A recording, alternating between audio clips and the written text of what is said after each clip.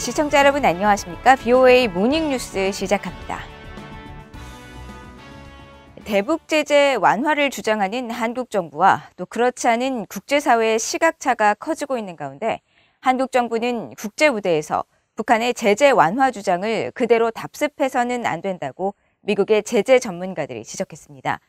또 법에 명시된 모든 조건이 충족될 때만이 대북 제재 완화가 가능하다며 북한이 핵과 탄도미사일 개발을 지속하는 한 제재 완화 주장은 명백한 국제법 위반이라고 지적했습니다. 박동정 기자가 보도합니다. 킹 멜로리 랜드연구소 국제위기안보센터 국장은 한국 정부의 거듭된 대북 제재 완화 요구가 북한의 불법 자금 조성을 막으려는 국제적 협력을 훼손할 우려가 있다고 비판했습니다. 멜로리 국장은 한국 정부 측의 대북 제재 완화 주장과 관련한 VOA의 질문에 이같이 밝히면서 북한이 육자회담 당사국들을 반목시켜 어부지리를 얻거나 일본, 미국, 한국의 민주적 선거 과정에 개입하기 위해 협상의 망령을 이용하도록 놔둬서는 안 된다면서 미국과 한국 모두 대화 재개의 전제 조건으로 대북 제재 완화에 동의해선 안 된다고 밝혔습니다. 그러면서 북한은 과거 실패한 두 차례 협상에서 이런 식으로 전제 조건을 설정하려는 전술을 펼쳤으며 자신들의 공격적 행동 때문에 부과된 국제 제재에 대한 일방적 완화를 끌어내기 위해 협상을 통해 문제를 해결하려는 미국과 한국의 희망을 악의적으로 이용해왔다고 지적했습니다. 백악관 국가안보회의 비확산 생화학 방어 선임국장을 지낸 앤서니 루지에로 민주주의 수호재단 선임연구원은 김정은이 비핵화에 진지하다는 어떤 증거도 없이 제재를 완화하는 것은 1994년 이후 미국과 한국이 시도했다가 김씨 일가의 함정에 빠진 것과 똑같은 실패한 정책이 될 것이라고 우려했습니다.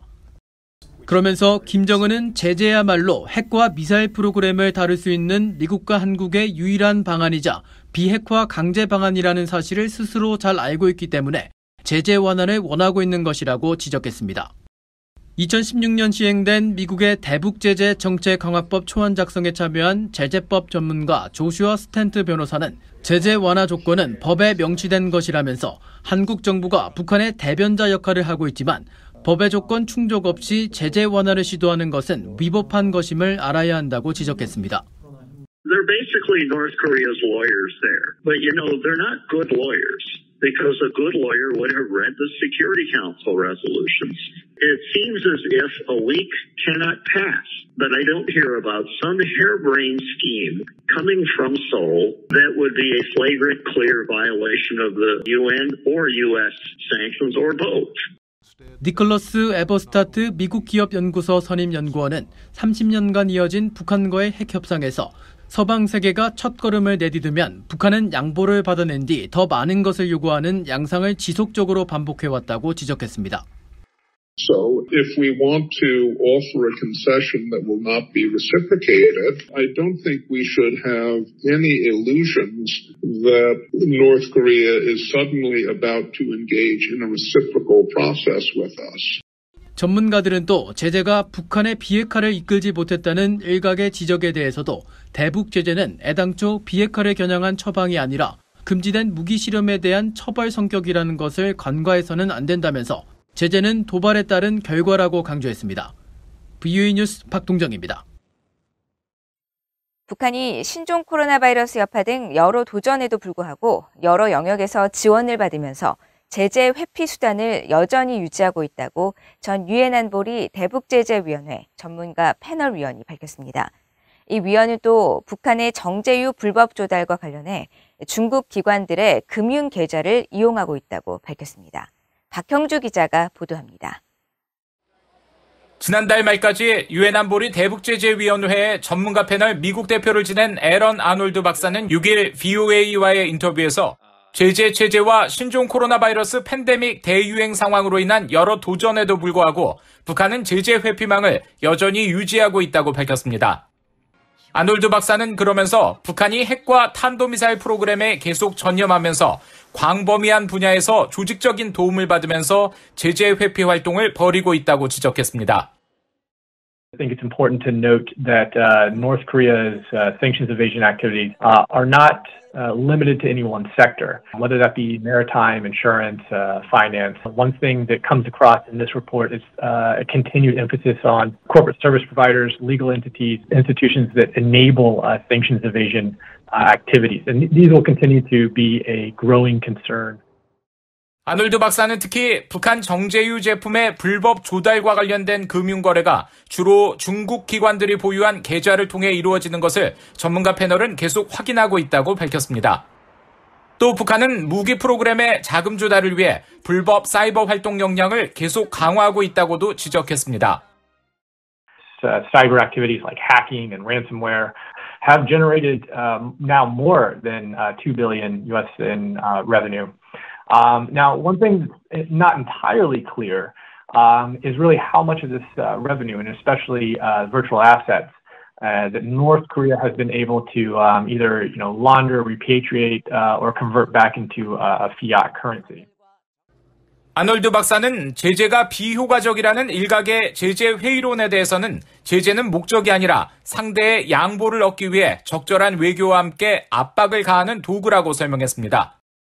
하지만 대북 외교가 장기 교착 상태에 빠지면서 제재 체제가 일부 방해를 받고 있다고 지적했습니다.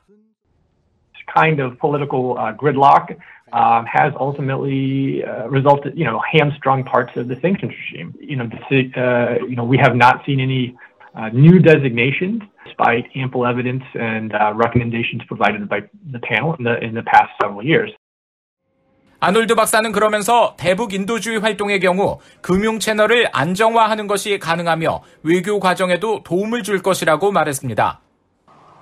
최근 영국 합동군사연구소 루시로 자리를 옮긴 아놀드 박사는 북한의 대표적인 제재 회피 활동인 선박간 환적에 코로나 여파로 영향을 받았지만 세계적으로 무역과 상업이 다시 활성화되는 상황에서 북한의 선박간 환적도 다시 늘어날 수 있다고 전망했습니다.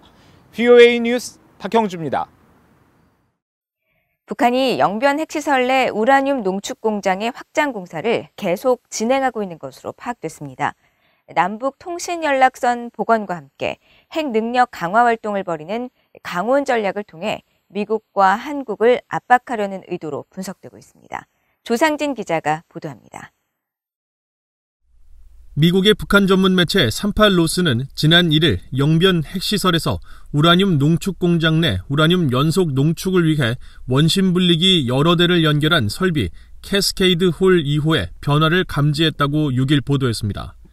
38로스에 따르면 지난 1일 영변 핵시설 일대를 촬영한 상업용 인공위성 사진을 분석한 결과 최근 건설 공사가 진행 중인 것으로 알려진 캐스케이드 홀 2호보다 조금 북쪽에 위치한 지역에 지붕이 씌워졌습니다. 지붕이 씌워진 곳은 원래 공터로 북한이 캐스케이드 홀 두 곳에서 저농축 우라늄을 생산해왔다고 가정할 때 이번 확장 공사는 무기급의 고농축 우라늄 생산에 이용하려는 목적일 수 있다는 분석입니다. 한국 정부 산하 국책연구기관인 과학기술정책연구원의 이춘군 명예연구위원은 원심 분리기 수량 확대 움직임으로 분석했습니다. 이거는 이제 원심 분리기 수량을 확대하는 건데 그걸 조합을 잘 갖춰가지고 캐스케이드를 잘 구성하면은 기존의 저농축 우라늄을 갖다가 고농축으로 전환한다든가 아니면 고농축이 됐건 저농축이 됐건 수량을 확장한다는 그런 두 가지 의미가 다 있습니다. 민간 연구기관인 한국국방안보포럼의 신종호 사무국장은 북한이 남북통신연락선 복원과 함께 핵능력 강화 활동을 동시에 보임으로써 특유의 강원 전략을 펴고 있다고 지적했습니다. 북한이 일단은 미사일을 쏘면서 그다음 통신 연결하고 이제 강원 전략을 이제 번갈아 하고 있잖아요. 그게 보면 이제 북한도 모호성을 주면서 계속 이제 상대방을 어떤 기조를 이제 흐트러뜨리는 의도로 보여져요. 북한의 어떤 강원 전략은 어려운 일은 아니니까요.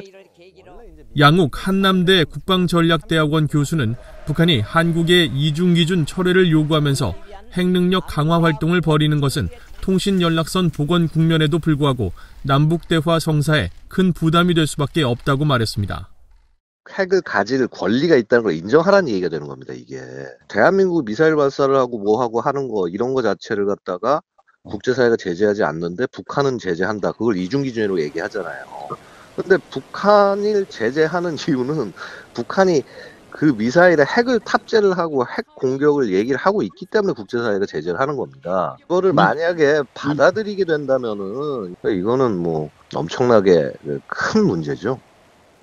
한국 정부 산하 국책연구기관인 통일연구원의 조한범 선임연구위원은 핵물질 생산 확대를 통해 미국과 한국을 압박하고 이를 협상의 지렛대로 활용하려는 것이 북한의 계산이라며 북한이 향후 단거리 발사체 발사나 핵물질 생산 확대 등의 행보를 지속할 것이라고 전망했습니다.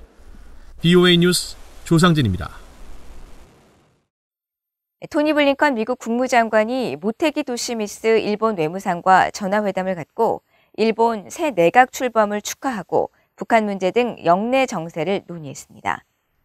블링컨 장관은 7일 전화회담에서 기시다 후미오 일본 총리의 취임과 새 내각 출범, 모테기 외무상의 재임에 대한 축하의 뜻을 전했으며 모테기 외무상은 새 내각에서도 지금까지 축적된 상호 신뢰 아래 미일 동맹의 중요성을 더욱 증진시키고 양국 간 긴밀한 협력을 이뤄나갈 것을 강조했다고 일본 외무성이 밝혔습니다. 두 장관은 또 북한의 최근 위협과 중국 문제 등을 포함한 지역 정세 등에 관해 폭넓게 의견을 교환했으며 미일 동맹을 바탕으로 자유롭고 개방된 인도태평양 지역의 발전을 실현하기 위해 계속 긴밀히 협력해 나간다는 데 뜻을 같이 했다고 일본 외무성은 전했습니다. 북한을 포함한 적대국들의 사이버 범죄 행위가 미국 국가안보에 큰 위협이 되고 있다고 로버트 조이스 미국 국가안보국 NSA 사이버보안부 국장이 밝혔습니다. 조이스 국장은 6일 빌링턴 사이버 안보 회의에 참석해 미국이 향후 사이버 부문에서 가장 주목해야 할 우려사항을 지적하면서 중국과 러시아, 북한 등이 미국의 사이버 안보를 위협하는 국가라고 평가했습니다. 조이스 국장은 러시아와 중국, 이란, 북한이 해킹 후 해제를 조건으로 금전을 요구하는 랜섬웨어 위협이 급증하는 데도 큰 책임이 있다면서 이 역시 미국 국가 안보에 큰 위협을 가하는 요소라고 지적했습니다. 그러면서 이러한 국가들은 미국이 비효율적 방식으로 대응했을 때 그 약점을 파고들 수 있는 능력을 갖추고 있다면서 국가 안보 방어 시스템을 확충하고 이런 적대국들에게 계속 강력한 책임을 물어야 한다고 강조했습니다. 대북전단 살포활동 등을 펼쳐온 북한 인권단체 자유북한운동연합이 법인 설립을 취소한 통일부의 처분이 정당하다고 판단한 한국 법원의 판결에 불복해 항소했습니다. 자유북한운동연합의 소송을 대리하는 이현 변호사는 7일 서울 행정법원 판결에 전면 불복하는 항소장을 제출했다고 밝히면서 이번 판결은 북한 당국자가 작성했다고 봐도 과언이 아닐 정도로 비정상적이고 반국가적이며 반헌법적이라고 주장했다고 연합뉴스 등 한국 언론이 전했습니다. 탈북민 출신인 박상학 씨가 대표인 자유북한운동연합은 지난해 김여정 북한 노동당 부부장이 대북전단 살포가 4.27 판문점 선언 등 남북 간 합의 위반이라고 주장하는 담화를 발표한 뒤 한국 통일부로부터 접경 지역 주민의 생명을 위협하고 한반도 긴장을 초래한다는 이유로 법인 허가 취소 통지를 받았습니다.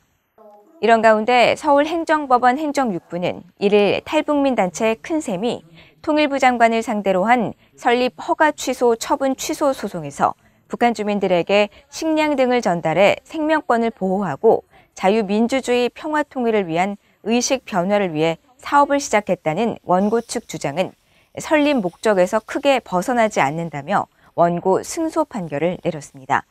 재판부는 한반도 긴장 조성과 접경 지역 주민들의 생명 안전 위험은 기본적으로 북한 정권의 도발 위협에 기인한 것으로 북한 정권이 도발 위협의 명분으로 삼았다는 이유만으로 공익을 해한 행위라고 판단하면 한국의 북한 체제 정권의 우호적인 활동을 하는 법인만이 남을 우려가 있다고 지적했습니다.